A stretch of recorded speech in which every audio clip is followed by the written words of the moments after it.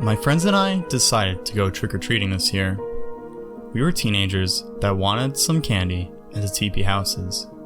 We lived in a massive neighborhood, so there was a lot to go around.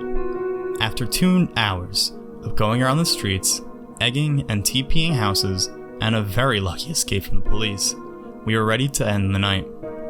We all stopped at a dark street. "Should we go?" one of my friends asked. "Okay, one more street," another friend replied. I stared down the dark street, unable to see the end. There was something odd about this street, like it didn't belong. The houses were completely different from the ones in the neighborhood. The houses looked abandoned, and there were no lights either in the street or the houses.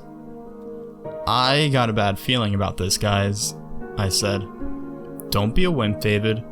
We're just gonna egg some houses and leave. If they do call the cops again, we'll sneak out of here." "This place is freaking pitch black," my friend replied.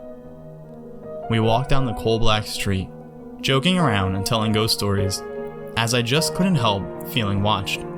Houses looked very different, and didn't look stable. I knew something was up, I just knew it. The light from the other street began to become dimmer and dimmer. "Okay, here." We took a bag full of eggs and toilet paper. We were cursing and having fun. I almost forgot to be worried. Crack! A loud noise echoed in the street. "What was that?" I asked. "Everybody hide, now!" my friend yelled. I saw all my friends scramble around the block. I hid behind a rusty trash can, looking over the edge. I couldn't see anything because it was so dark. I only could see a blue outline of the houses. I took out my phone for some light. No signal at all on my cell phone? Didn't they build over a dozen cell phone towers all over the area? I shined my light towards the street. Crack! This time it was even louder. I pulled back and looked over again. All of my friends were there, standing in the middle of the street. "So what do you think that was?" I questioned, walking towards them. They didn't respond. "Hello? There's something about your soul I cannot take, but I will find a way," they all said at the same time. "What the They all charged at me. I ran and ran. The darkness seemed to continue on forever. I didn't hear them chasing after me, but I didn't stop. I kept looking for a source of light or just anybody. I slammed my face into a wall. I got up to see a giant skyscraper outlined in blue and a plenty fill of them. It was a city without light. I stood there completely shocked. A lot of questions flew into my mind. What just happened? Where am I? Can I get back? These questions flooded my mind.